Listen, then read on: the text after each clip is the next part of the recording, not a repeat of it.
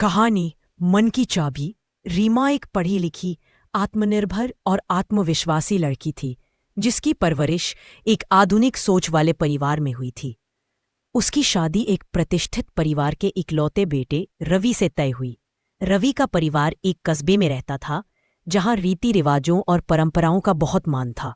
रीमा को सबसे ज्यादा जिस बात का डर था वो था उसकी सास कमला देवी। कमला देवी गांव की जानी मानी महिला थीं, सख्त मिजाज, अनुशासन प्रिय और परंपराओं की कट्टर अनुयायी।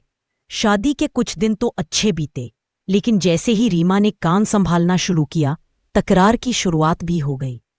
एक सुबह रीमा ने नाश्ते में ओट्स बना दिए। कमला देवी ने देखा और कहा, ये क्या है, पराठे कचौड़ी छोड़कर ये अजीब चीज बनाई है। हमारे घर में तो हमेशा ताजगी से भरा खाना बनता है। रीमा ने ओट्स सेहत के लिए बहुत अच्छे होते हैं, डॉक्टर भी यही सलाह देते हैं। कमला देवी ने नाराज होकर जवाब दिया, डॉक्टर की सलाह रसोई में नहीं चलती, बहू यहां घर की परंपरा चलती है। उस दिन के बाद से रीमा ने समझ लिया कि यहां हर चीज के लिए उसे लड़ना पड़ेगा।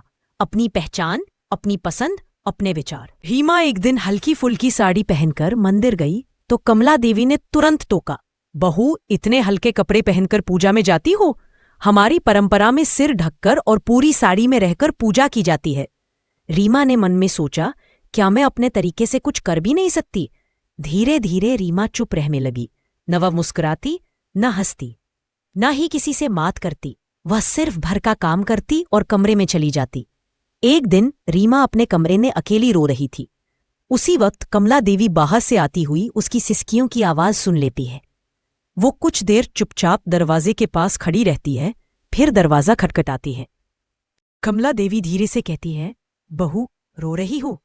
रीमा आंसू पोंछकर उठती है और कुछ नहीं कहती। कमला देवी दरवाजा खोलकर अंदर आती है और बिस्तर पर बैठ जाती है। कुछ पल चुप रहने के बाद वो बोलती है, मुझे लगता था कि जितना सख्त रहूंगी उतनी जल्दी तुम इस घर के रंग में रंग जाओगी, लेकिन शायद मैं भूल गई कि हर इंसान को अपनापन भी चाहिए होता है। रीमा हैरानी से उनकी ओर देखती है। कमला देवी अपनी बात जारी रखती है, मेरे पास जब सास बनी थी तो मुझे भी बहुत कुछ सहना पड़ा था। मैंने सोच लिया था कि मेरी बहू पर वही सब नहीं दोहराऊंगी, पर शायद जाने अनजाने मैं वही कर बैठी। रीमा की आंखों से फिर आंसू निकल पड़े, लेकिन इस बार दुख के नहीं, राहत के। उसने धीरे से कहा, अम्मा मैं आपकी बेटी बनना चाहती थी, बस थोड़ी जगह चाहिए थी अपने मन की। कमला देवी मुस्कुराई, तो ले लो रीमा, ये घर तेरा है और मन की चाबी भी। अब इस घर को तू जैसे चाहे वैसे चला, मैं तेरे साथ हूं। उस दिन के बाद सब कुछ बदल गया। रीमा अब बिना डर के अपनी बातें कहने लगी। कमला देवी उसकी पसंद का खाना भी खाने लगी, यहां तक कि ओट्स भी। रीमा ने परंपरा और आधुनिकता का ऐसा संतुलन बैठाया कि घर में नए रंग भर गए।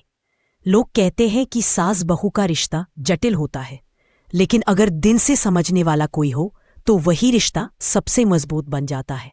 ऐसे ही कार्टून वीडियो देखने के लिए हमारे चैनल को सब्सक्राइब कीजिए।